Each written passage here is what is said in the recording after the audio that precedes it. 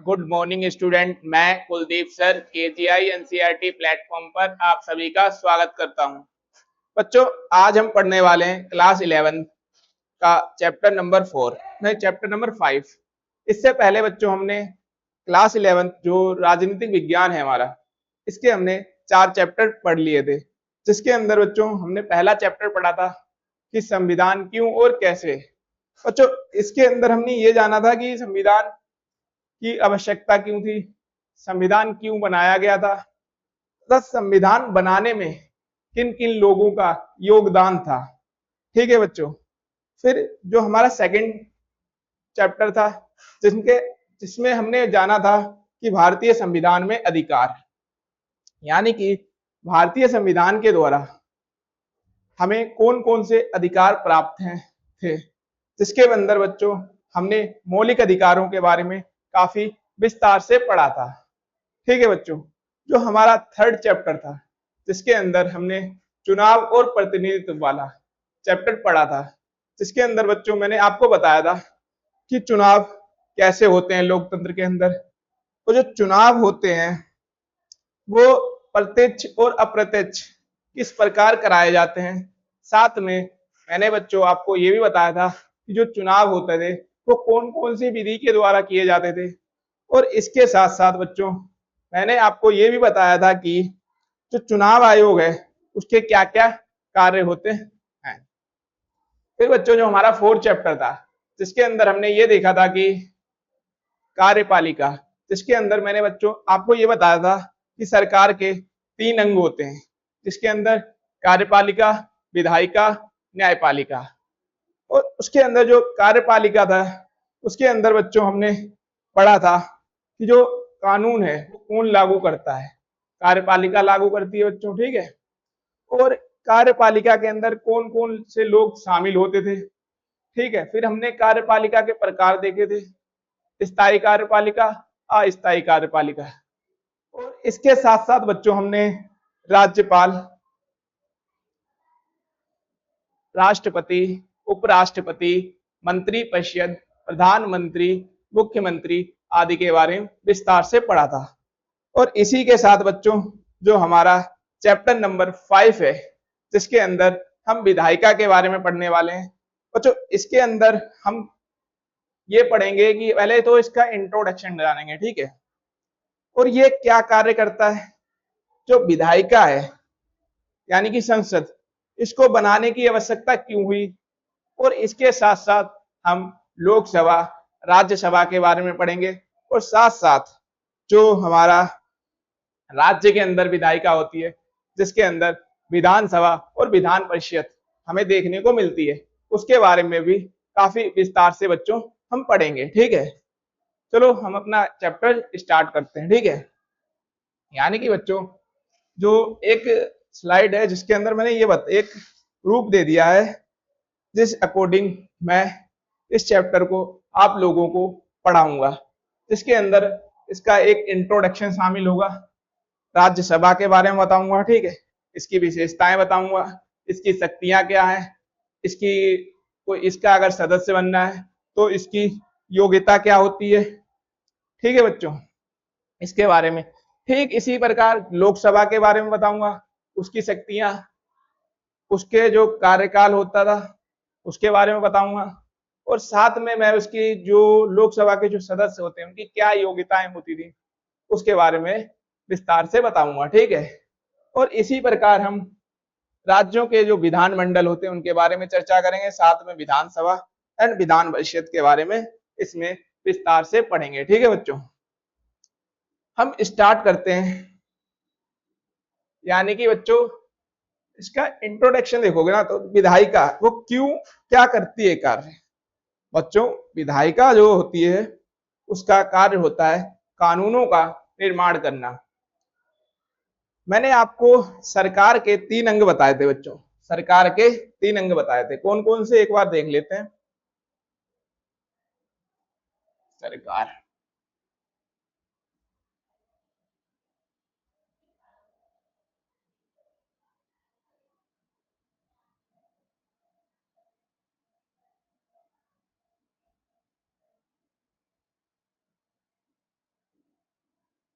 सरकार के अंग। इसके अंदर बच्चों मैंने सरकार के आपको 3 अंग बताए थे, कौन कौन से थे वो? एक था बच्चों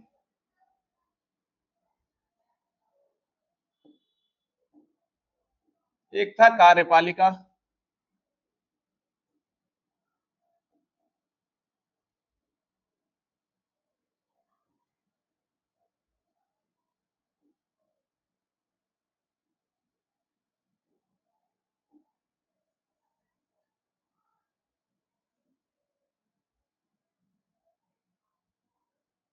यानी कि मैंने आपको सरकार के 3 अंग बताए थे बच्चों, ठीक है। इसके अंदर एक था कार्यपालिका,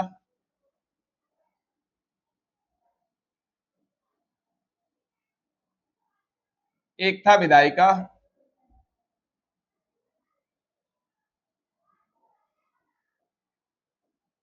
और एक था न्यायपालिका।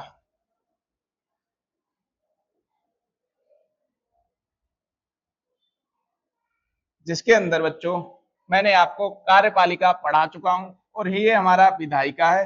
इसके बाद बच्चों हम न्यायपालिका के बारे में काफी विस्तार से पढ़ेंगे। अब इन तीनों में रिलेशन क्या है एक बार दोबारा देख लेते हैं, ठीक है। अच्छा, जो विधायिका है ना वो क्या करती है? कानूनों को बनाती है, ठीक है।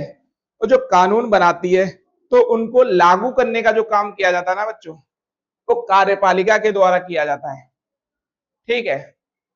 और अगर ये कानून का कोई उल्लंघन करता है तो उसको सजा देने का जो कार्य करती है वो न्यायपालिका करती है। और अगर ये कानून हमारे मौलिक अधिकारों का उल्लंघन करते हैं तो इसका समाधान न्यायपालिका करती है बच्चों। यानी कि न्यायपालिका न्याय देने का कार्य करती है, ठीक है बच्चों। अब इसके अंदर हम ये देखने की कोशिश करेंगे कि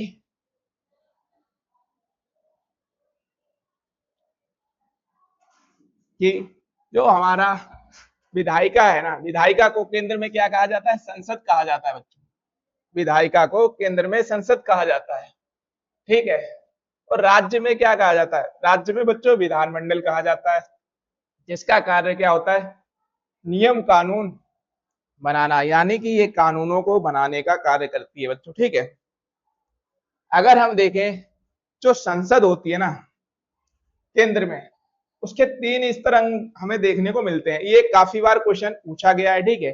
कौन कौन सा देखने को मिलता है? एक राष्ट्रपति, एक लोकसभा और एक राज्यसभा, ठीक है। ये क्वेश्चन बच्चों काफी बार पूछा गया है, हर एग्जाम में लगभग ये क्वेश्चन पूछ लिया जाता है, ठीक है। और अगर इसके जो संसद है उसके सदन कितने हैं ये पूछ लिया जाता है, तो बच्चों उसके जो सदन है वो 2 हैं, एक है लोकसभा, एक है राज्यसभा, ठीक है। और इनके बारे में भी हम विस्तार से पढ़ेंगे, ठीक है। और इसी तरीके से जो राज्य विधानमंडल है उसके भी 3 अंग होते हैं, कौन कौन से बच्चों? एक हमारा होता है राज्यपाल, ठीक है, और एक होता है विधानसभा, तीसरा होता है विधान परिषद, ठीक है। और इसी के भी अगर ये पूछ लेता है कि राज्य जो विधानमंडल है उसके सदन कितने हैं, तो बच्चों वो सदन होते हैं ना वो 2 होते हैं, ठीक है। एक होता है विधानसभा और एक होता है विधान परिषद, ठीक है। इसके बाद बच्चों हम पढ़ेंगे कि जो संसद है आखिरकार इसकी आवश्यकता क्यों की गई, यानी कि जो संसद है बच्चों वो क्यों बनाई गई। कुछ कारण होंगे इसलिए जो संसद है वो बनाई गई। आखिरकार क्यों बनाई गई इसके बारे में हम विस्तार से देखने की कोशिश करते हैं। यानी कि बच्चों जो लोकतांत्रिक देश है ना, यानी कि बड़े लोकतांत्रिक देशों में संसद और द्विसदनीय व्यवस्था का महत्वपूर्ण स्थान होता है। इसके प्रमुख कारण निम्नलिखित है जो कि अभी मैं पढ़ूंगा। लेकिन बच्चों यहाँ पे ना द्विसदनीय व्यवस्था, इसका क्या मतलब है बच्चों? द्विसदनीय व्यवस्था का मतलब है कि जो हमारा संसद है ना उसके 2 सदन हमें देखने को मिलते हैं। एक मिलता है राज्यसभा और तो दूसरा जो हमें मिलता है ना बच्चों वो मिलता है लोकसभा। इसलिए इसको द्विसदनीय व्यवस्था कहा जाता है बच्चों, ठीक है। अब आखिरकार इसकी आवश्यकता क्यों पड़ी, इसके बारे में हम विस्तार से जानेंगे एक एक पॉइंट करके। ठीक है बच्चों, पहला क्या है, कानून निर्माण करना।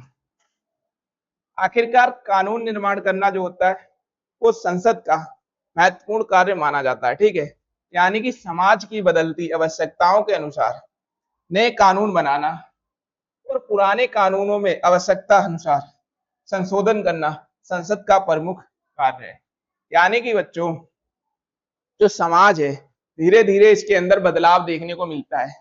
ठीक है, और हमें क्या होता है ना, नए बदलाव के अंदर अपने आप को ढालने की कोशिश करनी होती है। ठीक है, इसी प्रकार जैसे जैसे जैसे जैसे हमें कुछ नियमों या कानूनों की जरूरत पड़ती है तो वो क्या होता है, वो संसद बनाने का कार्य करती है। और कुछ कानून बने हुए हैं जो हमारी आवश्यकताओं के अनुसार समय समय पर संशोधित होते हुए नजर आते हैं, जिन्हें विधायिका या संसद संशोधित करने का काम करती है हमारी आवश्यकता के अनुसार। ठीक है, जैसा उसे सही लगता है। ठीक है, फिर बच्चों जो हमारा दूसरा पॉइंट आता है इसके अंदर कि कार्यपालिका पर नियंत्रण। यानी कि जो संसद है ना बच्चों, वो क्या करती है, कार्यपालिका पर नियंत्रण रखने का कार्य करती है।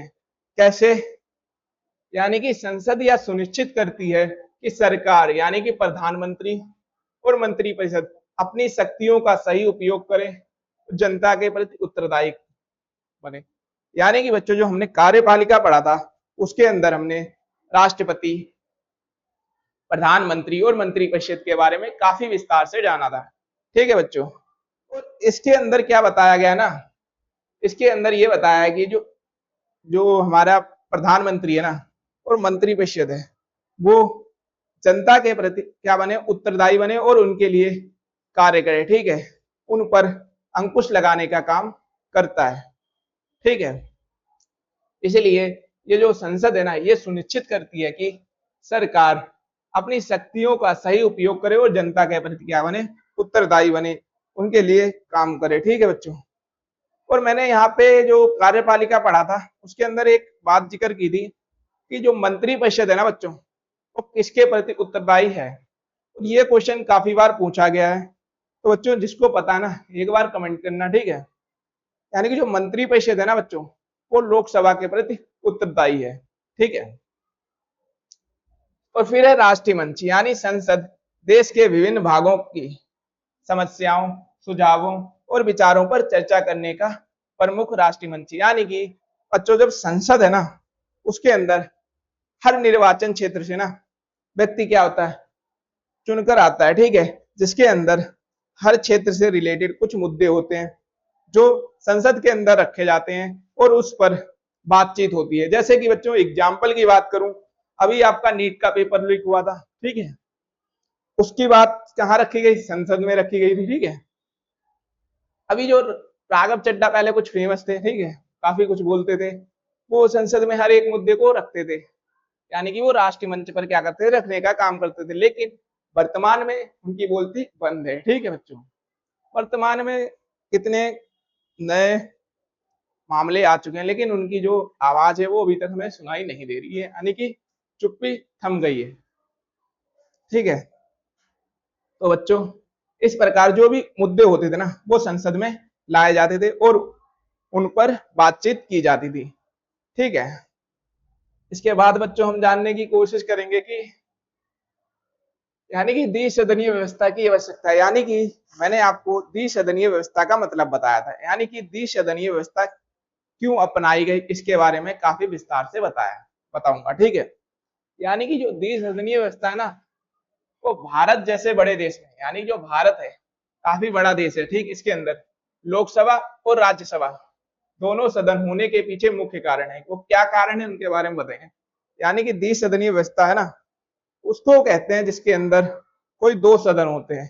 भारत के अंदर वो राज्यसभा और लोकसभा है। ठीक है, अब द्विसदन जो है वो क्यों अपनाया गया इस पर बात करेंगे। यानी पुनर्विचार का अवसर, इसका मतलब बच्चों अगर कोई एक सदन होता है, ठीक है, और उसने कोई जल्दबाजी में ना निर्णय ले लिया होता है और कोई दूसरा सदन नहीं होता तो वो उस पर विचार ही नहीं होता और वो गलती होती वो पास हो जाता, उसका बाद में हमें क्या कुछ अलग नतीजा देखने को मिल सकता था। ठीक है बच्चों, इसलिए यहाँ पे द्विसदनीय जो व्यवस्था है उसको लाने का प्रयास किया गया। ठीक है बच्चों, यानी कि यदि कोई विधायक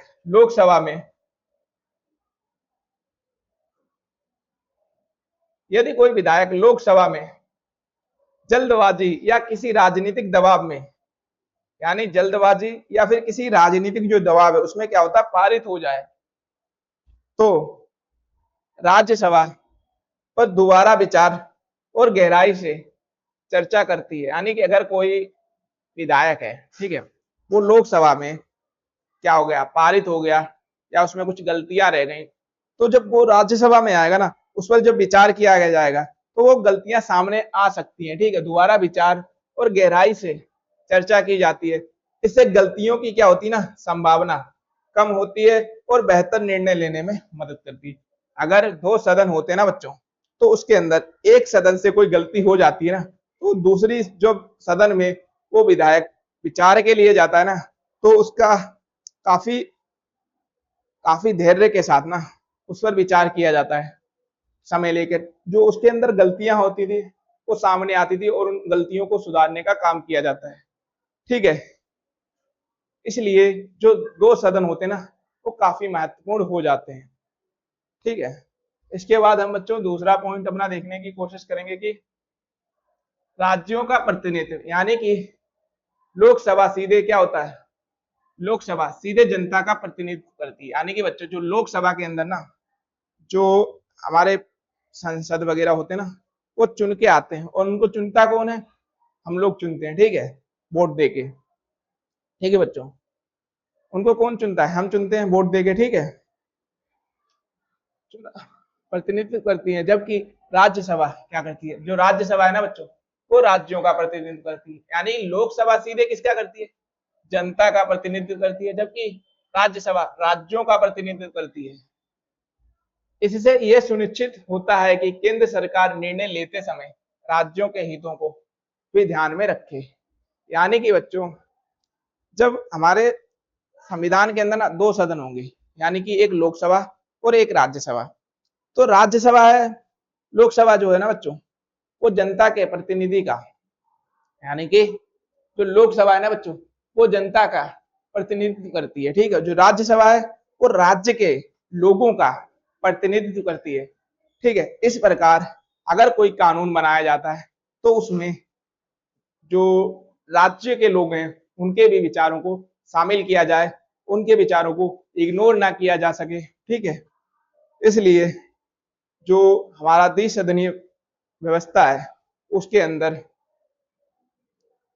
दो सदन देखने को मिलते हैं बच्चों। ठीक है, फिर हम ये देखते हैं कि विशेषज्ञों की भागीदारी, यानी राज्यसभा में राष्ट्रपति द्वारा विभिन्न क्षेत्रों से कला, विज्ञान, साहित्य आदि के विशेषज्ञों को नामांकित किया जाता है। इससे संसद को उनके अनुभव और ज्ञान का लाभ मिलता है। यानी कि जो बच्चों राज्यसभा में ना राष्ट्रपति क्या करता है, 12 जो सदस्य होते हैं ना उनको नामित करता है। ठीक है, उनका चुनाव करता है, यानी कि उनको शामिल करता है, उनको 12 जो सदस्य होते हैं ना उनको शामिल करता है राज्यसभा के अंदर। ठीक है, और उसके कुछ 4 आधार बताएंगे। ठीक है बच्चों, वो 4 आधार क्या है वो काफी बार पूछ लिया जाता है, वो कला है, विज्ञान है, साहित्य है। ठीक है, इनके आधार पर जो राष्ट्रपति होता है ना वो राज्यसभा के अंदर 12 सदस्यों को नियुक्त करता है। ठीक है बच्चों, फिर क्या है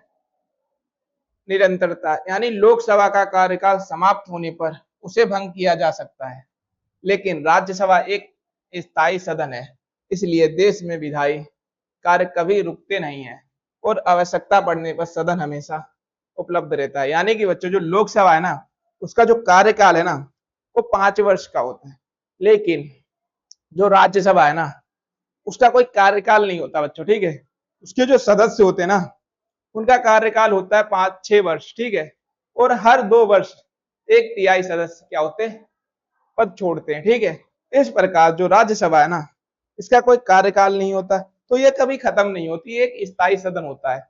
अगर मान लो जो लोकसभा है ना वो बीच में कभी विखंडित हो गई, मान लो अपना जो बहुमत है वो खो दिया, या फिर स्थायी जो उसका कार्यकाल समाप्त हो गया, उस समय क्या हमें राज्यसभा देखने को मिलेगी।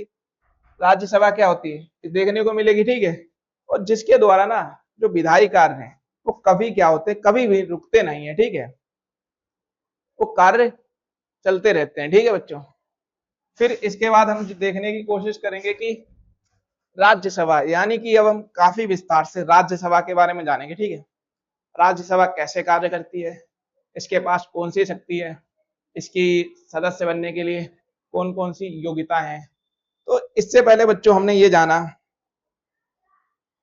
कि जो विधायिका है वो है क्या, विधायिका की आवश्यकता क्यों पड़ी, और द्विसदनात्मक व्यवस्था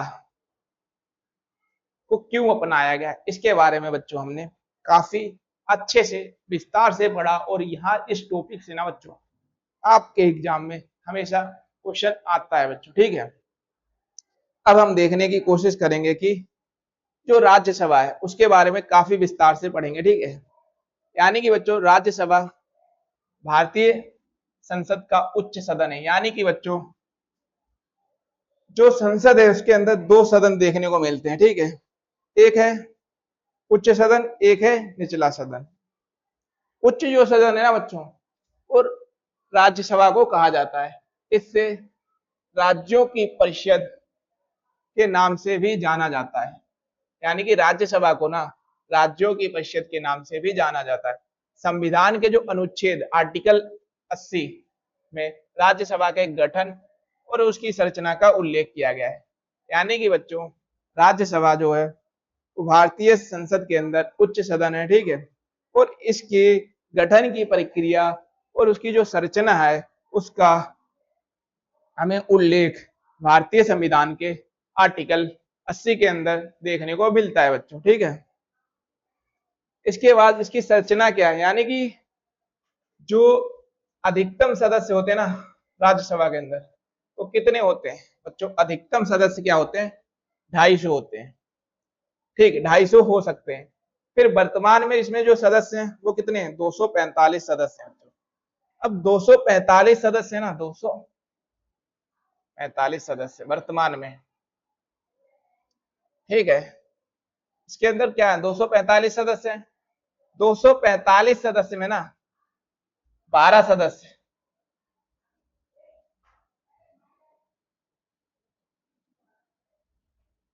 राष्ट्रपति के द्वारा चुने जाते हैं। किसके द्वारा, राष्ट्रपति के द्वारा।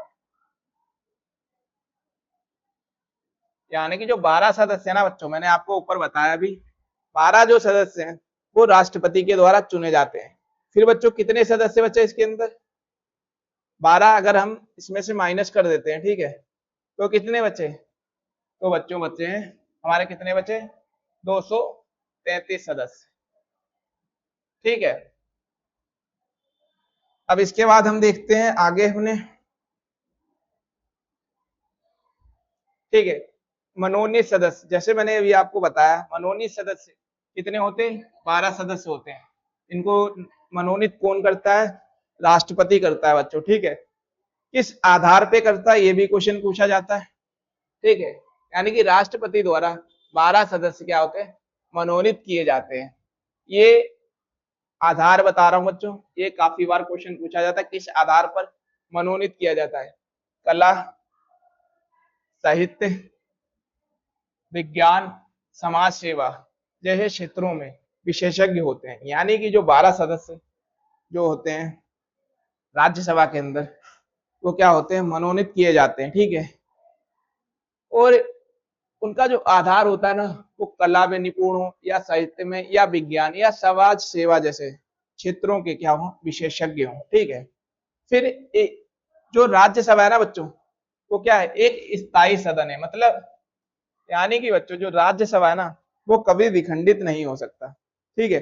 वो एक स्थायी सदन है, उसका कार्य क्या जो है वो निरंतर चलता रहेगा बच्चों, ठीक है। यानी कि राज्यसभा कभी भंग नहीं होती, इसलिए इसे क्या कहते हैं, इसलिए इसे बच्चों स्थायी सदन कहा जाता है। यानी कि जो राज्यसभा है ना बच्चों वो कभी भी भंग नहीं होगी, ठीक है। तो इसलिए इसे क्या कहा जाता है, इसलिए बच्चों इसे स्थायी सदन कहा जाता है। ठीक है, प्रत्येक सदस्य का कार्यकाल, यानी जो प्रत्येक सदस्य है ना, उसका कार्यकाल 6 वर्ष का होता है। यानी कि जो प्रत्येक राज्यसभा के अंदर जो सदस्य होता है ना, उसका जो कार्यकाल होता है ना बच्चों, वो 6 वर्ष होता है। ठीक है, और हर 2 वर्ष में ना, हर 2 वर्ष में जो संख्या होती है ना राज्यसभा के अंदर, उसका 1.3 सदस्य सेवानिवृत्त यानी बाहर हो जाते हैं। ठीक, और उनकी जगह क्या होते हैं, नए सदस्य चुने जाते हैं। इससे राज्यसभा का कार्य लगातार चलता रहता है। यानी कि बच्चों राज्यसभा के अंदर हर 2 वर्ष के अंदर जितने सदस्य हैं उसका 1.3 सदस्य राज्यसभा से बाहर चले जाते हैं। ठीक है, बाहर कर दिया जाता है, उनकी जगह क्या होता है, नए सदस्य आते हैं। ठीक है, जो नए सदस्य आते हैं तो क्या जो संख्या है वो मेंटेन रहती है, और इस प्रकार ना बच्चों जो राज्यसभा है ना, उसका जो कार्य है वो निरंतर क्या होता है, चलता रहता है। अब बच्चों हम देखेंगे योग्यता, यानी कि हमें राज्यसभा का सदस्य बनना है ना, तो उसके लिए क्या योग्यताएं होंगी, इसके बारे में बच्चों हम चर्चा करेंगे। ठीक है, यानी कि राज्यसभा का सदस्य बनने के लिए व्यक्ति को निम्नलिखित कुछ योग्यताएं हैं, वो होनी चाहिए। क्या होने चाहिए, भारत का नागरिक होना चाहिए, यानी कि जो भारत है ना बच्चों, उसका क्या होना चाहिए, नागरिक होना चाहिए। ठीक है, मैंने यही एक शर्त बताई थी, ये शर्त हर लगभग पोस्ट के लिए ना इंपॉर्टेंट हो जाती है। राज्यपाल के लिए भी होती है, राष्ट्रपति के लिए भी होती है, उपराष्ट्रपति के लिए भी होती है, संसद का सदस्य बनना है तो भी होती है। ठीक है, यानी कि भारत का नागरिक होना चाहिए। ठीक है, दूसरी है उसकी न्यूनतम जो आयु है ना, वो 30 वर्ष होनी चाहिए। यहाँ पे बच्चे काफी कंफ्यूज होते हैं। ठीक है, तो बच्चों जो लोग राज्यसभा है ना, इसके लिए जो न्यूनतम आयु है वो 30 वर्ष होनी चाहिए। ठीक है, किसके लिए, राज्यसभा के लिए।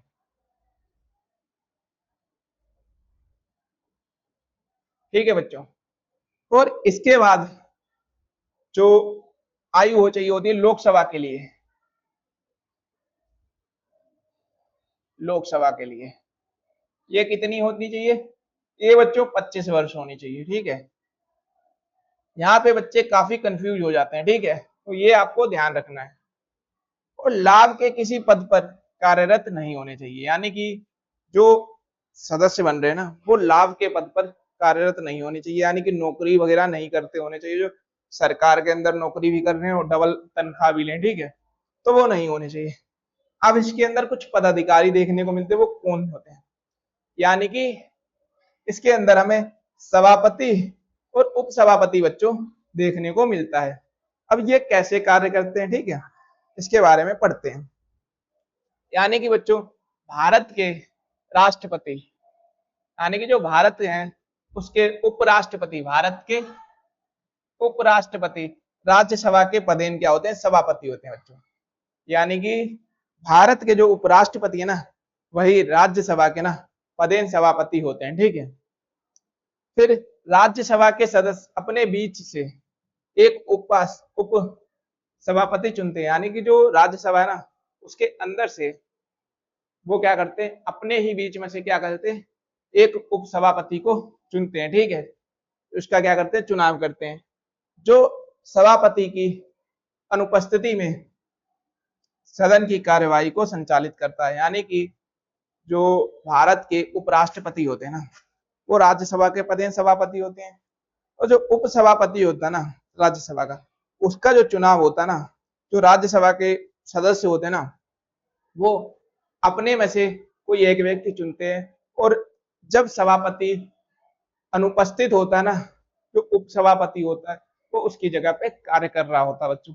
यही चीज मैंने आपको कार्यपालिका के अंदर भी बताई थी, जिसके अंदर मैंने आपको ये बताया था, अगर राष्ट्रपति किसी कारणवश कई दिन की छुट्टी पे चला जाता है तो उसकी गैर हाजिरी वगैरह में हमारा उपराष्ट्रपति है वो कार्य करता है। ठीक है, यही नियम बच्चों यहाँ पे भी लागू होता है। ठीक है, इसके बाद बच्चों हम देखेंगे कि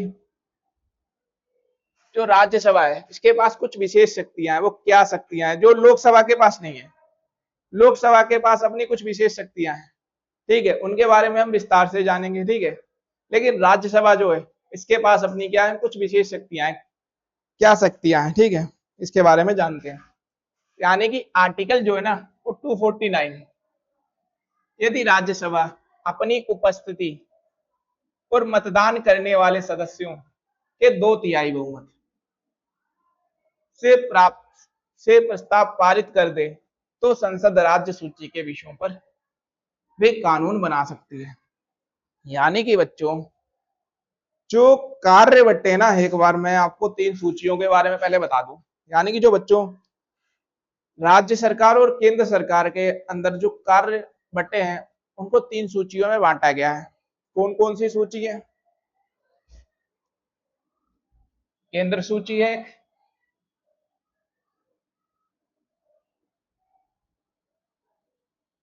एक है राज्य सूची,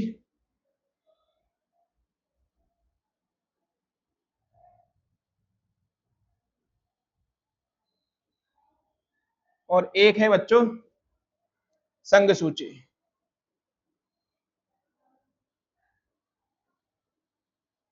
यानी कि बच्चों जो केंद्र सूची है ना, इस पर कानून बनाने का जो अधिकार है ना बच्चों, वो केंद्र सरकार का होता है, ठीक है। और इसी प्रकार जो राज्य सूची है ना, इस पर कानून बनाने का अधिकार किसका होता है? राज्य सरकार का होता है। लेकिन जो संघ सूची है ना बच्चों, तीसरी, इस पर केंद्र और राज्य सरकार दोनों ही कानून बना सकते हैं।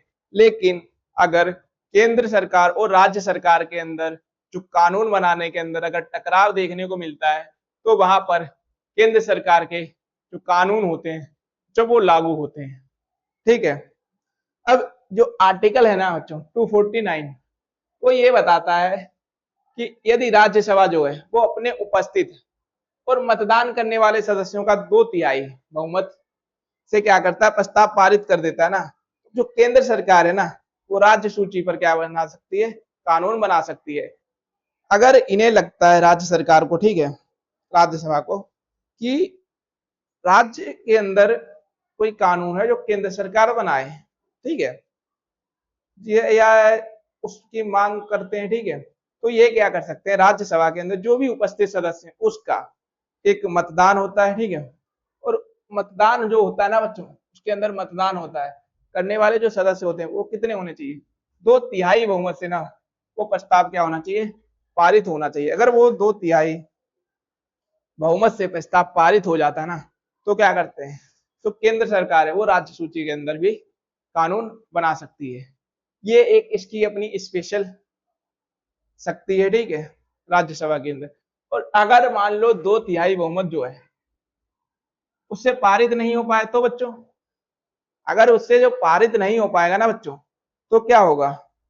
तो बच्चों अगर पारित नहीं हो पाएगा ना, तो जो कानून है उस पर राज्य सूची पर केंद्र सरकार नहीं बना सकती।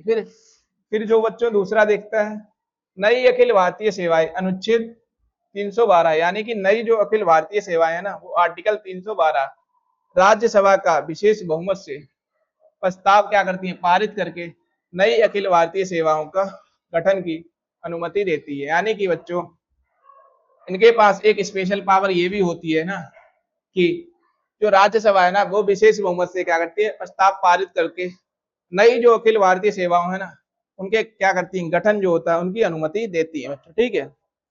फिर एक इनकी अपनी और भी स्पेशल पावर होती है, वो क्या आती है? राष्ट्रपति को जो हटाने का प्रस्ताव है ना बच्चों, वो सबसे पहले कहाँ आता है? वो राज्यसभा के अंदर आता है। और इसी प्रकार जो उपराष्ट्रपति है इसको हटाने का जो प्रस्ताव है सबसे पहले कहाँ आता है? राज्यसभा के अंदर, ठीक है। और इसी प्रकार जो राष्ट्रपति है ना उसको हटाने का जो प्रस्ताव है ना बच्चों, वो राज्यसभा और लोकसभा दोनों के अंदर किसी में भी आ सकता है, ठीक है। लेकिन इसके अंदर उपराष्ट्रपति के अंदर केवल पहले आएगा राज्यसभा के अंदर, ठीक है। इसके बाद हम देखेंगे कि जो सभा है इसकी क्या आवश्यकता है और इसके क्या महत्व है, ठीक है।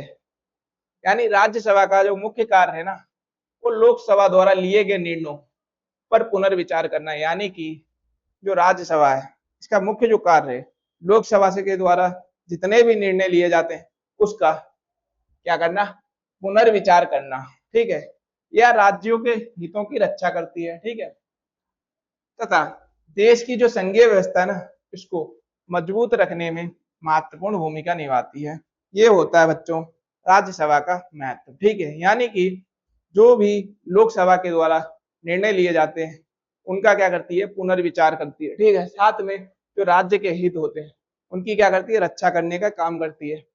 और ये जो संघीय व्यवस्था है ना राज्यसभा, उसको मजबूत बनाने का भी कार्य करती है बच्चों, ठीक है। अब हम इसके अंदर देखेंगे कि जो राज्य सभा है उसकी शक्तियां और कार्य क्या है, ठीक है बच्चों। यानी कि बच्चों इसकी कुछ विधायी शक्तियां, ठीक है। पहले हम पढ़ेंगे विधायी शक्तियां क्या होती है, ठीक है। यानी कि साधारण विधायक संसद के किसी भी सदन में प्रस्तुत किया जा सकता है। यानी कि बच्चों जो साधारण विधायक होता है जिस पर कानून बनाना है, वो राज्यसभा या लोकसभा किसी भी सदन में ना प्रस्तुत किया जा सकता है बच्चों, ठीक है। फिर कोई भी साधारण विधायक दोनों सदनों से पारित होने के बाद ही कानून बनता है। यानी कि बच्चों कोई भी जो विधायक होता है ना, वो लोकसभा और राज्यसभा से पारित होने के बाद ही क्या करने बन पाएगा, कानून बन पाएगा, ठीक है। और यदि किसी साधारण विधायक को लेकर लोकसभा और राज्यसभा में ना मतभेद हो जाए तो संयुक्त राष्ट्रपति क्या करता है, संयुक्त बैठक बुला सकता है। यानी कि बच्चों अगर साधारण विधायक पर ना, ये क्वेश्चन काफी बार पूछा जाता है, यानी कि साधारण विधायक पर ना लोकसभा और राज्यसभा के अंदर ना कुछ मुद्दों को लेकर क्या होता है, विवाद पैदा हो जाता है, ठीक है। तो इस से निपटने के लिए जो राष्ट्रपति है क्या, वो लोकसभा और राज्यसभा की ना संयुक्त जो बैठक होती है, एक साथ मिल जो एक साथ राज्यसभा के लोग और एक साथ लोकसभा के लोग आकर बैठक करते हैं, उसे संयुक्त बैठक बोलते हैं बच्चों, ठीक है। तो जो राष्ट्रपति होता है ना, ऐसे में क्या कर सकता है, एक संयुक्त जो बैठक है बुला सकता है बच्चों, ठीक है। अब इसके बाद हम देखेंगे, कोशिश करेंगे कि वित्तीय शक्ति, यानी कि इसकी वित्तीय शक्ति है वो क्या होती है। राज्यसभा की वित्तीय शक्ति यानी धन विधायक के मामलों में राज्यसभा की भूमिका सीमित है होती है। यानी कि बच्चों जो धन विधायक होता है ना, वो लोकसभा के अंदर लाया जाता है, ठीक है। राज्यसभा के अंदर भेजा जाता है 14 दिन के लिए, ठीक है। और 14 दिन के लिए भेजा जाता है बस जो राज्यसभा है ना उसकी राय जानने के लिए। अगर ये कोई राय दे भी देती है ना राज्यसभा, तो लोकसभा के ऊपर डिपेंड करता है कि वो इसको माने या ना माने। इसके बिना उसके भी वो क्या कर सकती है, पास कर सकती है, ठीक है। मान लेते हैं कि 14 दिन के लिए राज्यसभा में विधायक आया, ठीक है, लेकिन इसने कुछ नहीं किया, इसने पड़ा रहने दिया, ठीक है। 14 दिन बाद जो विधायक है ना वो अपने आप पारित मान लिया जाता है, ठीक है बच्चों। तो इसके अंदर जो होता है ना राज्यसभा के अंदर, ठीक है, धन विधायक को लेकर इसके पास, राज्यसभा के पास बहुत ही सीमित शक्ति होती है। बस 14 दिन का इसको ना टाइम पीरियड ही दिया जाता है और कुछ नहीं। यानी कि धन विधायक केवल लोकसभा में ही प्रस्तुत किया जा सकता है। राज्यसभा धन विधायक को ना तो क्या कर सकती, अस्वीकार कर सकती है, और ना ही 14 दिनों से अधिक अपने पास क्या कर सकती है, रोक सकती है, ठीक है। राज्यसभा क्या कर सकती है, केवल अपनी सिफारिशें दे सकती है, और इन सिफारिशों को स्वीकार या अस्वीकार करने का अंतिम जो निर्णय है वो किसके द्वारा लिया जाता है बच्चों, लोकसभा के द्वारा लिया जाता है। ये काफी मैंने आपको अच्छे से बढ़ा दिया है, ठीक है। इसके अंदर जो धन विधायक होता है ना, इसकी जो सबसे ज्यादा शक्ति होती है ना वो किसके पास होती है, वो बच्चों होती है लोकसभा के पास। राज्यसभा के पास बस इसकी बहुत ही सीमित भूमिका होती है, बस इसको 14 दिन का ना टाइम पीरियड दिया जाता है और कुछ नहीं बच्चों।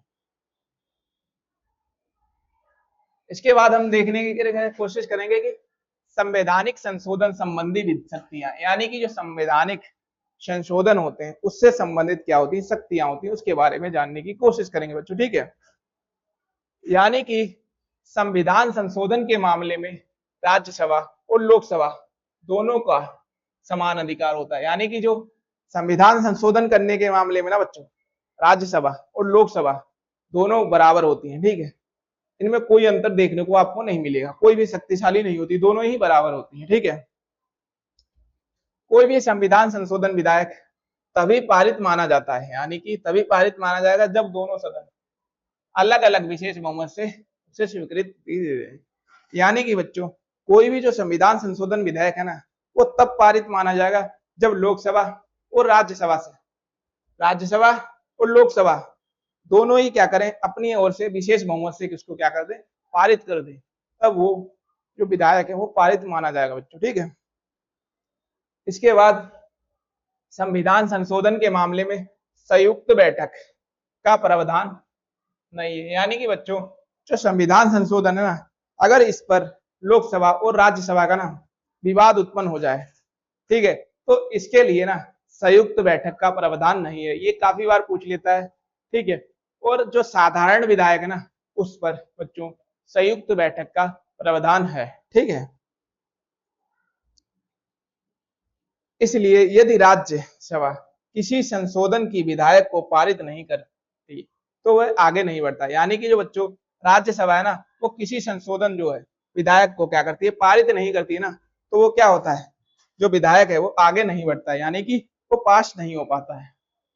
ठीक है बच्चों, इसके बाद हम देखने की कोशिश करेंगे कि कार्यपालिका पर ये नियंत्रण रखने का काम कैसे करती है राज्यसभा। इसके बारे में काफी अच्छे से पढ़ेंगे, ये क्वेश्चन पूछ लिया जाता है। ठीक है, यानी कि बच्चों राज्यसभा इसके द्वारा प्रश्नकाल के द्वारा शून्यकाल और चर्चाओं के माध्यम से सरकार से जवाबदेही सुनिश्चित करती है। यानी कि बच्चों जो सरकार होती है ना संसद के अंदर, इससे सवाल पूछे जाते हैं प्रश्नकाल के समय, शून्यकाल के समय। ठीक है, आपने सुना होगा कि कुछ मौखिक प्रश्न होते हैं जो पूछे जाते हैं, जो जो सरकार के लोग बैठे होते हैं उनको जवाब देना होता है। ठीक है, इस प्रकार ये क्या करती है ना, जो हमारी कार्यपालिका है उस पर क्या करती है, नियंत्रण करने का काम करती है। ठीक है, प्रश्न पूछकर उसको, ठीक है, और उनके बीच कोई मुद्दे को लाकर, चर्चाओं को लाकर उन पर नियंत्रण करने का काम करती है। ठीक है, यह सरकारी नीतियों और कार्यों की समीक्षा कर कार्यपालिका पर निगरानी रखती है। यानी कि जो संसद होती है ना बच्चों, वो सरकारी नीतियों और जो कार्य किए जा रहे हैं उनकी समीक्षा कर क्या करती है, कार्यपालिका पर नियंत्रण रखने का काम करती है बच्चों। ठीक है, इसके बाद राज्यसभा मंत्रिपरिषद को अविश्वास प्रस्ताव द्वारा नहीं हटा सकती। यानी कि जो बच्चों राज्यसभा है ना, वो क्या कर सकती है, मंत्रिपरिषद को ना अविश्वास प्रस्ताव के द्वारा क्या कर सकती है, नहीं हटा सकती। ठीक है, क्योंकि यह अधिकार किसको है, यह अधिकार केवल लोकसभा को है। ठीक है, ये काफी यहाँ पे कंफ्यूजिंग करके पूछता है नहीं, तो मैंने ये देखना रोंग का एरो डाल दिया बिल्कुल ही। ठीक, यानी कि अविश्वास जो प्रस्ताव है इसके द्वारा, आप इस अविश्वास प्रस्ताव के द्वारा राज्यसभा जो है वो मंत्रिपरिषद को नहीं हटा सकती, और इसकी जो शक्ति है वो केवल किसके पास है, वो बच्चों केवल लोकसभा को प्राप्त है। ठीक है, इसके बाद बच्चों हम देखने की कोशिश करेंगे कि लोकसभा, फाइनली बच्चों हमारा जो राज्यसभा वाला टॉपिक था वो खत्म हो गया, जिसके अंदर बच्चों हमने ये जाना कि राज्यसभा के अंदर कौन कौन से लोग थे, उनकी क्या योग्यताएं थी। ठीक है, जो हमने सभापति पढ़ा, उपसभापति पढ़ा, उसकी क्या भूमिका थी, उनके पास कौन सी राज्यसभा थी, उनके पास कौन से विशेष अधिकार थे। ठीक है, साथ में बच्चों हमने ये भी जाना कि जो हमारी राज्यसभा है उसके अंदर 12 जो सदस्य मनोनीत किए जाते थे वो किसके द्वारा किए जाते थे, वो राष्ट्रपति के द्वारा किए जाते थे। ठीक, उनकी योग्यताएं क्या होती थी वहां बनने के लिए सदस्य। ठीक है, इसके बारे में बच्चों हमने काफी विस्तार से जाना, क्यों हमें राज्यसभा की आवश्यकता पड़ी इसके बारे में भी जाना। ठीक है, अब बच्चों हम बात करेंगे कि लोकसभा पे, जैसा हमने राज्यसभा के बारे में बिल्कुल पढ़ा था उसी तरीके से हम लोकसभा के बारे में भी जानने का प्रयास करेंगे बच्चों। ठीक है, इसके अंदर यानी कि लोकसभा भारतीय संसद का क्या होती है, निम्न सदन होती है। इसकी तुलना करते हुए पढ़ेंगे। ठीक है बच्चों, अगर हम तुलना करते हुए पढ़ते हैं ना तो हमारे जो कॉन्सेप्ट होते हैं ना बच्चों वो बिल्कुल क्लियर होते हैं। ठीक है, और हमें ना गलती करने का जो चांस होता है बहुत कम हो जाता है। ठीक है, यानी कि बच्चों जो लोकसभा है ना वो भारतीय संसद की क्या है, निम्न सदन यानी कि लोअर हाउस है, और राज्यसभा क्या था बच्चों, वो बच्चों उच्च सदन था यानी कि हायर हाउस। ठीक है, इसे जनप्रतिनिधि सदन भी कहा जाता है। यानी कि बच्चों इसे जनप्रतिनिधि सदन कहा क्यों जाता है, यानी कि बच्चों इसको जनता के द्वारा वोट देकर चुना जाता था, और चुनकर लोकसभा के अंदर भेजा जाता था, ठीक है। क्योंकि इसके सदस्य क्या होते थे, सार्वभौमिक वैश्विक मताधिकार के आधार पर जनता द्वारा सीधे चुने जाते थे और भारतीय संविधान के अनुच्छेद यानी आर्टिकल 81 में लोकसभा के गठन एवं उसकी संरचना का उल्लेख किया गया है। यानी कि बच्चों जो राज्यसभा लोकसभा थी उसके अंदर जो सदस्य होते थे वो सीधे जनता के द्वारा चुन के आते थे, और जो लोकसभा ना उसके गठन की प्रक्रिया और उसके संरचना, उसकी जो संरचना है वो कैसी होगी, उसकी जो प्रक्रिया है ना वो आर्टिकल 81 में बच्चों बताई गई। आर्टिकल जो है 81 उसके अंदर बताई गई, ठीक है। अब बच्चों हम बात करेंगे कि संरचना इसकी कैसी है, यानी कि अधिकतम सदस्य जो संख्या है, यानी कि अधिकतम सदस्य संख्या इसमें कितनी होती है। यानी वर्तमान में लोकसभा की अधिकतम सदस्य संख्या कितनी है, 555 है बच्चों, ठीक है। पहले कितनी होती थी, पहले थी 552, ठीक है। 552 थी, 550 कैसे हुई इस पे बात करेंगे बच्चों। देखो पहले क्या था ना, दो एंग्लो इंडियन को ना राष्ट्रपति क्या करता था, मनोनीत करता था बच्चों, ठीक है। लेकिन अब वो प्रावधान हटा दिया गया। तो ये क्वेश्चन जरूर पूछ लिया जाएगा कि इसको कौन से संविधान संशोधन के द्वारा हटाया गया और किस ईयर में हटाया गया, ठीक है बच्चों। तो ये बच्चों जो दो एंग्लो इंडियन थे ना, दो एंग्लो इंडियन, उनको हटाने का प्रावधान जो आया था वो 104वें कॉन्स्टिट्यूशन अमेंडमेंट एक्ट, ठीक है। कब आया था, 2019 के अंदर ये बच्चों आया था। इसके द्वारा जो एंग्लो इंडियन थे वो उनको मनोनीत किया जाता था पहले, ठीक है। उसका जो प्रावधान था बच्चों हटा दिया गया, ठीक है। यानी वर्तमान में सदस्य संख्या, वर्तमान में लोकसभा के अंदर 543 निर्वाचित सदस्य हैं, ठीक है। अब बच्चों हम जानेंगे इनका कार्यकाल क्या होता है। जैसे जैसे कि हमने अपनी राज्यसभा के अंदर पढ़ा था, अब ऐसे ही हम लोकसभा के अंदर भी पढ़ेंगे।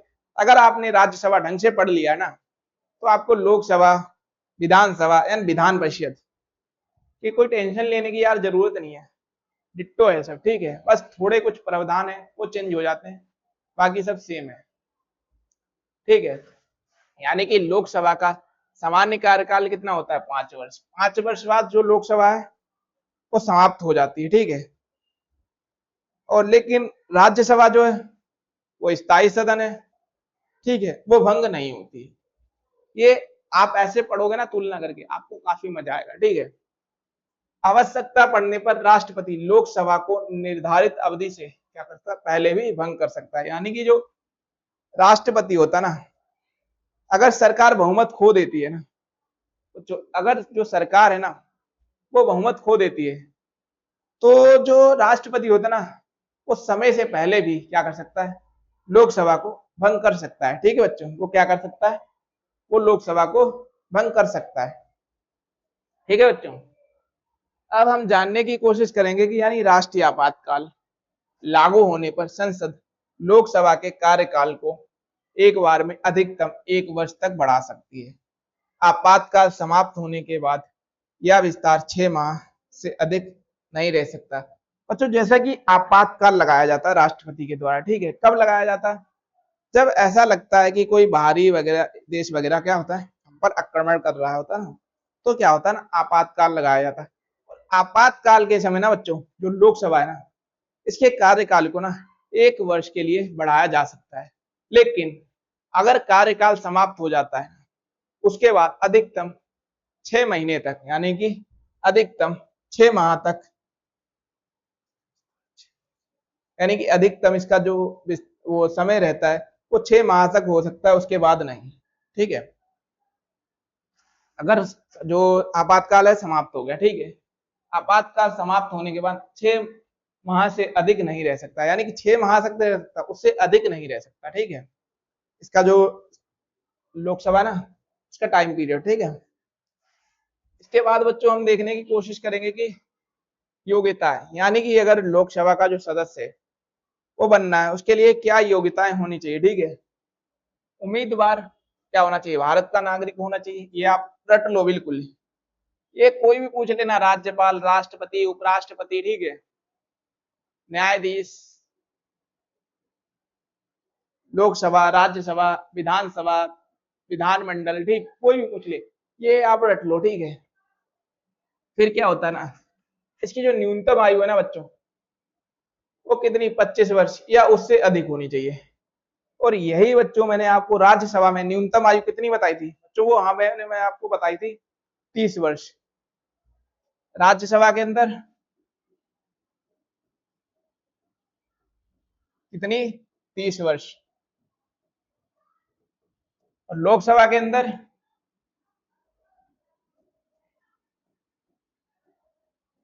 कितनी बच्चों, 25 वर्ष, ठीक है। सरकारी लाभ के पद पर कार्यरत नहीं होना चाहिए, यानी कि ये वाला भी एक पॉइंट आप बिल्कुल ही हट के रख लो, कोई भी आए उसके अंदर ये जरूर लिख देना, ठीक है। सरकारी जो लाभ है उसके पद पर कार्यरत नहीं होना चाहिए। फिर है मानसिक रूप से स्वस्थ और क्या होना चाहिए, सक्षम होना चाहिए, ठीक है। संसद द्वारा निर्धारित अन्य कानूनी शर्तों का पालन करना आवश्यक, यानी कुछ अगर संसद के द्वारा कुछ निर्धारित जो है तो कानून है तो उनका पालन करना भी आवश्यक होता है बच्चों, ठीक है। इसके बाद बच्चों हम देखेंगे कि पद अधिकारी, जैसे कि हमने बच्चों राज्यसभा था उसके अंदर सभापति और उपसभापति पढ़ा था बच्चों, ठीक है। इसके अंदर भी एक हमें मिलता है अध्यक्ष देखने को, स्पीकर, एक डिप्टी स्पीकर, ठीक है। एक स्पीकर, एक डिप्टी स्पीकर, ठीक है। अब बच्चों यानी लोकसभा के सदन अपने बीच से अध्यक्ष का चुनाव करते हैं, यानी जो लोकसभा के सदस्य होते हैं ना वो अपने बीच से ना क्या करते हैं, अध्यक्ष जो होता है उसका चुनाव करते हैं। अध्यक्ष क्या करता है, जो सदन है ना उसकी कार्यवाही का संचालन करता है तथा अनुशासन बनाए रखता है। और यहाँ पे बच्चों ये होता है ना, कोई प्रस्ताव लाया जाता है ना, जो अध्यक्ष होता है ना इसको डबल मत करने का वोट मिलता है। कैसे, मान लो एक कोई प्रस्ताव लाया उसमें बराबर का मत पड़ गया, जो अंतिम निर्णय लेता है ना वो कौन लेता है इसके अंदर, वो बच्चों अध्यक्ष लेने का काम करता है, ठीक है। इसके पास डबल वोटर राइट होता है वहां पे, ठीक है। फिर क्या देखने को मिलता है बच्चों में, फिर क्या है, उपाध्यक्ष, यानी अध्यक्ष की अनुपस्थिति में उपाध्यक्ष सदन की कार्यवाही का संचालन करता है। यानी कि अगर अध्यक्ष छुट्टी पे या वो 2-3 महीने की छुट्टी पे चला गया उस समय, ठीक है, तो वो क्या होता है ना, उस समय क्या करता है, जो उपाध्यक्ष होता है वो अध्यक्ष की जगह कार्य करता है, ठीक है बच्चों। इसके बाद हम देखते हैं कि जो लोकसभा है बच्चों उसकी क्या शक्तियां हैं और क्या उसके कार्य हैं, इसके बारे में बच्चों अब जानेंगे, ठीक है। यानी कि बच्चों जो इसकी पहली जो शक्ति हम पढ़ेंगे वो विधायी शक्ति पढ़ेंगे, ठीक है। यानी कानून निर्माण, लोकसभा को संघ सूची और संवर्ती सूची के विषयों पर कानून बनाने का अधिकार प्राप्त है। यानी कि बच्चों मैंने आपको पहले भी बताया 3 सूचियां हैं, ठीक है, संघ सूची, राज्य सूची, केंद्र सूची। जो संघ सूची और संवर्ती सूची है ना, ठीक है, उस पर कानून जो बनाने का कार्य है ना बच्चों वो किसका है, वो किसका है, केंद्र सरकार। इस पे केंद्र सरकार और राज्य सरकार दोनों बना सकती है, लेकिन अगर विवाद होता है तो केंद्र सरकार का कानून मान्य माना जाए, ठीक है बच्चों। संख्या बल का प्रभाव, यदि किसी साधारण विधायक पर लोकसभा और राज्यसभा के बीच मतभेद हो जाए तो संविधान के अनुच्छेद 108 के अनुसार राष्ट्रपति क्या कर सकता है, संयुक्त बैठक बुला सकता है। यही पॉइंट बच्चों मैंने आपको राज्यसभा के अंदर भी बताया।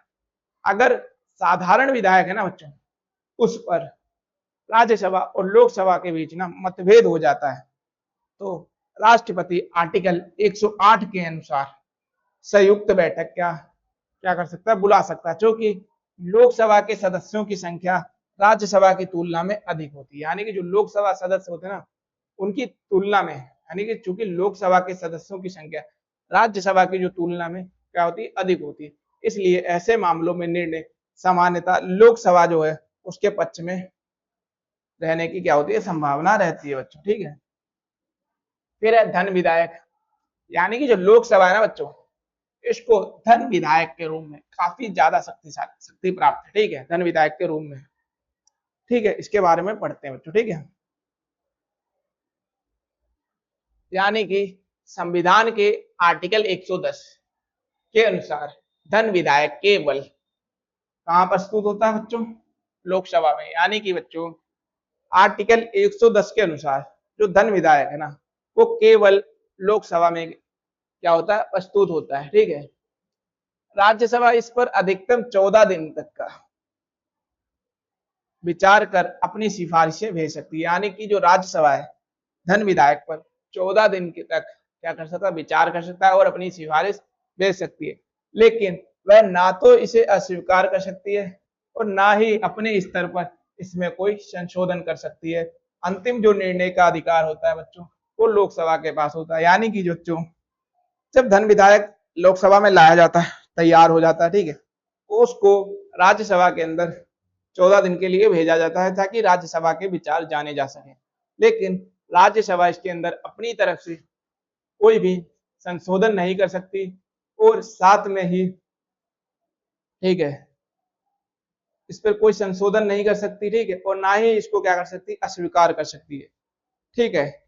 अगर कोई इस पर विचार व्यक्त करती है राज्यसभा, ठीक है, और वो लोकसभा के अंदर जाता है, तो लोकसभा के पास ये अधिकार होता है कि वो उनके विचारों को मान भी सकता है और नहीं भी मान सकता है, ठीक है, उसे पारित कर सकती है। अंतिम जो निर्णय लेने का कार्य होता है ना बच्चों, इस पर वो लोकसभा का होता है, ठीक है बच्चों। इसके बाद जो होता है बजट, यानी वार्षिक बजट। वार्षिक बजट केवल क्या होता है, लोकसभा में ही प्रस्तुत किया जाता है। अनुदानों की मांगों पर मतदान करने का अधिकार केवल लोकसभा को प्राप्त है। यानी कि जो वार्षिक बजट ना बच्चों, इस पर क्या होता है ना, इसको क्या करते हैं, केवल लोकसभा में ही प्रस्तुत किया जाता है, लोकसभा में, ठीक है। और जो अनुदान होती है उनकी मांगों पर मतदान कहाँ कराया जाता है, केवल लोकसभा में कराया जाता है। ये बच्चों हैं वित्तीय शक्तियां, ठीक है, ये हैं लोकसभा के अंदर वित्तीय शक्तियां, ठीक है। इसके बाद बच्चों हम देखते हैं कि कार्यपालिका पर नियंत्रण। यानी कि जो लोकसभा है ना, वो कार्यपालिका पर कैसे नियंत्रण रखती है। तो जब मैं राज्यसभा पढ़ा रहा था ना आपको, वहां पे मैंने अविश्वास प्रस्ताव का जिक्र किया था, ठीक है। अब यहाँ पे मैं उसके बारे में थोड़ा विस्तार से बताऊंगा, ठीक है। यानी कि संसदीय शासन व्यवस्था में ना मंत्री परिषद वो जो होती थी, वो सामूहिक रूप से किसके प्रति, लोकसभा के प्रति उत्तरदायी होती है, जो कि आर्टिकल 75 क्लोज 3 कहता है, ठीक है। यानी कि बच्चों जो भी मंत्री परिषद है वो संपूर्ण रूप से ना इसके प्रति लोकसभा के प्रति क्या होती है, उत्तरदायी होती है बच्चों, ठीक है, ठीक है। फिर अविश्वास प्रस्ताव, यदि लोकसभा सरकार के विरुद्ध अविश्वास प्रस्ताव पारित कर देती है तो सरकार को अपना पद छोड़ना पड़ता है। यानी कि अगर लोकसभा जो है ना क्या करती है, सरकार के विरुद्ध ना अविश्वास जो प्रस्ताव है ना उसको पारित करती है, ठीक है, तो जो सरकार है ना उसको क्या करना पड़ता है, अपना जो पद है ना उसको छोड़ना पड़ता है, ठीक है बच्चों। इसके बाद प्रश्नकाल और शून्यकाल के बारे में जानेंगे। यानी संसद प्रश्न पूछकर स्थगन प्रस्ताव और अन्य संसदीय जो प्रक्रियाओं के माध्यम से ना सरकार की कार्य प्रणाली की समीक्षा करते हुए उसे उत्तरदायी बनाए रखने का कार्य करती है बच्चों, ठीक है। ये थे बच्चों किस हमने इस पॉइंट के अंदर ये जाना कि जो जो लोकसभा है ना वो किस प्रकार कार्यपालिका पर नियंत्रण रखने का कार्य करती है बच्चों, ठीक है। इसके बाद हम देखेंगे कि संविधान संशोधन संबंधी शक्तियां, यानी कि हमने राज्यसभा था उसके अंदर भी संविधान संशोधन संबंधी शक्तियां पढ़ी थी, ठीक है। यानी कि आर्टिकल 368 के अंतर्गत लोकसभा और राज्यसभा दोनों सदनों को संविधान में संशोधन करने का जो ना समान अधिकार होता है बच्चों। यानी कि आर्टिकल अगर हम 368 के अंतर्गत बात करते हैं तो लोकसभा और राज्यसभा दोनों को समान रूप से अधिकार प्राप्त होता है संविधान से रिलेटेड, यानी संविधान के संशोधन से रिलेटेड, ठीक है बच्चों। फिर संशोधन विधायक, यानी कि संविधान संशोधन विधायक तभी पारित माना जाता है जब दोनों सदन अलग अलग विशेष बहुमत से ना स्वीकृति करें। ठीक है, इस प्रक्रिया में संयुक्त बैठक का ना कोई प्रावधान नहीं होता, यानी कि बच्चों संयुक्त जो बैठक है इस प्रावधान के अंदर नहीं की जाती है। ये बच्चों मैंने आपको जब राज्यसभा भी कुछ देर पहले पढ़ाया था तो उसमें भी बताया था बच्चों। ठीक है, इसके बाद बच्चों हम जानेंगे कि न्यायिक और अन्य इसकी जो शक्तियां वो क्या होती थी। ठीक है, यानी कि महाभियोग, यदि राष्ट्रपति पर ना संविधान के उल्लंघन का आरोप लगाया जाता है तो उनके विरुद्ध महाभियोग की प्रक्रिया में लोकसभा भी भाग लेती है। यानी कि बच्चों जब राष्ट्रपति संविधान का जो होता है ना उल्लंघन करता है तो जो राष्ट्रपति होता है ना उस पर क्या किया जाता है, महाभियोग लगाया जाता है। जो महाभियोग की प्रक्रिया होती है ना बच्चों उसके अंदर क्या करता है, लोकसभा भी भाग लेता है। ठीक है, न्यायाधीश को हटाना है, यानी सर्वोच्च न्यायालय तथा उच्च न्यायालय के न्यायाधीशों को पद से हटाने का प्रस्ताव दोनों सदनों में आवश्यक बहुमत से पारित होना चाहिए। यानी कि बच्चों जो सर्वोच्च न्यायालय और उच्च न्यायालय के जो सदस्य होते हैं, उच्च न्यायालय, सर्वोच्च न्यायालय और उच्च न्यायालय के जो न्यायाधीश होते हैं ना उनको पद से हटाने के लिए ना बच्चों क्या होना चाहिए, उनको पद से हटाने के लिए ना बच्चों प्रस्ताव लाया जाता है। ठीक है, वो क्या होता है, दोनों सदनों में ना आवश्यक जो बहुमत होता है उससे पारित होना चाहिए। ठीक है बच्चों। फिर आपातकालीन की स्वीकृति, यानी राष्ट्रपति द्वारा घोषित आपातकाल यानी कि इमरजेंसी को निर्धारित समय सीमा के भीतर लोकसभा की स्वीकृति मिलना आवश्यक होता है। यदि ऐसा नहीं होता तो वह प्रभावहीन हो जाता है। ठीक है बच्चों। अब बच्चों हमने इस चैप्टर में पढ़ लिया है कि संसद कैसे कार्य करती है। ठीक है, साथ में बच्चों हमने ये जाना कि हमें संसद की आवश्यकता क्यों है। ठीक है, और इसके साथ हमने बच्चों ये भी जानने की कोशिश करी कि द्विसदनात्मक व्यवस्था क्या होती है, जिसके अंदर हमने ये पढ़ा कि इसका क्या इम्पोर्टेंट है, ये क्यों इम्पोर्टेंट है, क्यों लाया गया, इसके बारे में जाना। फिर बच्चों हमने ये जाना कि राज्यसभा किस प्रकार कार्य करती है, उसकी क्या शक्तियां हैं, उसका अगर कोई सदस्य बनता है तो उसकी क्या योग्यताएं होती हैं और उसके अंदर कौन से लोग शामिल होते हैं, जिसके अंदर बच्चों हमने सभापति और उपसभापति के बारे में चर्चा की थी। ठीक बच्चों, और उसकी शक्तियों और उसके कार्यों पर काफी विस्तार से पढ़ा।